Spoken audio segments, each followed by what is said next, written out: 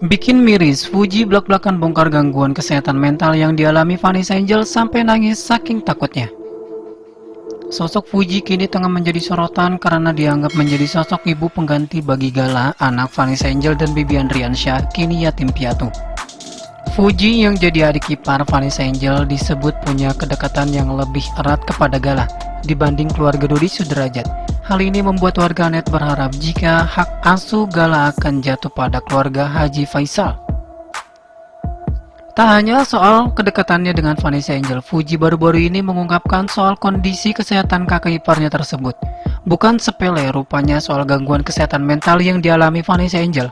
Seperti apa pernyataan Fuji? Simak ulasannya berikut ini. Fuji ungkap kondisi kesehatan mental Vanessa Angel sebelum kecelakaan. Putri bungsu pasangan Haji Faisal dan Dewi Zuhriati itu mengungkapkan curhatan Vanessa semasa hidup. Tak jarang Vanessa menuturkan kesedihannya dan trauma yang dimiliki akibat kisah masa lalunya. Presenter Ruben Onsu menyoroti kedekatan antara Fuji dan Vanessa yang disebut seperti saudara kandung.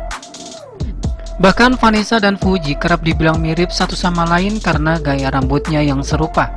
Jadi sudah kayak kakak kandung ya. Jadi lupa kalau sebenarnya itu ipar, ujar Ruben dikutip dari tribunwow.com dari kanal YouTube The Onsu Family pada Senin 13 Desember 2021. Malah lebih dekat kamu ke Vanessa dibanding ke Bibi. Aku butuh sosok kakak perempuan, dia butuh sosok adik. Saling membutuhkan, timpal Fuji. Banyak yang bilang mirip karena potongan rambutnya juga sama, singgung Ruben. Padahal gaya kita tuh beda. Kak Vanessa lebih kayak ke perempuan seksi gitu. Aku ke tomboy, tapi somehow orang bilang mirip, tutur Fuji. Padahal gaya kita tuh sangat bertolak belakang gitu.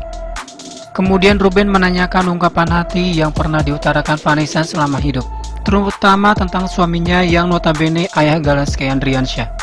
Ngomongin kedekatannya Fuji sama Vanessa, apa sih yang paling sering dia cerita tentang Bibi?